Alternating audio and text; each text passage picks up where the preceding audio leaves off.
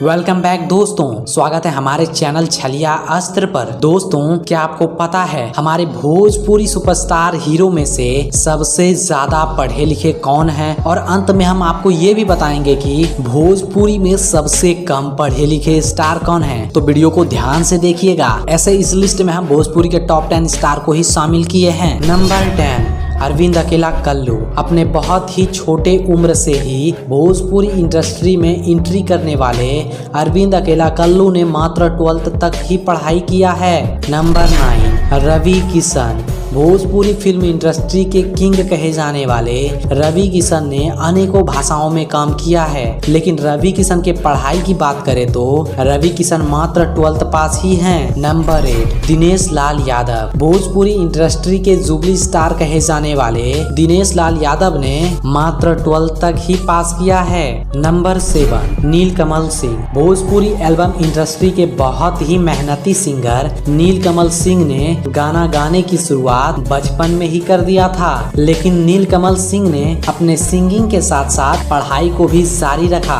और नीलकमल सिंह ने graduation complete किया है। नंबर 6 राकेश मिश्रा। भोजपुरी भाषा के बहुत ही सुरीले सिंगर राकेश मिश्रा बीए पास हैं। नंबर 5 रितेश पांडे। भोजपुरी इंडस्ट्री को हेलो कौन जैसा हिट गाना दे चुके रितेश पांडे ने म्यूजिक से बीए पास किया है। नंबर 4 प्रदीप पांडे चिंटू। प्रदीप पांडे चिंटू अपने फिल्मों में खतरनाक डायलॉग बाजी के लिए पहचाने जाते हैं। और बात करें चिंटू पांडे की पढ़ाई की तो प्रदीप पांडे चिंटू ने भी ग्रेजुएशन कंप्लीट किया है। Number 3 Yes Mishra. अपने एक्टिंग के दम पर भोजपुरी वासियों के दिलों में राज करने वाले यश मिश्रा ने ग्रेजुएशन तक पढ़ाई किया है। नंबर 2 प्रवेश लाल यादव। प्रवेश लाल ने अपने कॉलेज की पढ़ाई पटना विश्वविद्यालय से किया है। इसके बाद पटना यूनिवर्सिटी के लॉ कॉलेज से उन्होंने LLB की डिग्री ली है। नंबर 1 मनोज तिवारी। भोजपुरी भाषा के जन्मदाता कहे जाने वाले मनोज तिवारी ने बनारस हिंदू कॉलेज से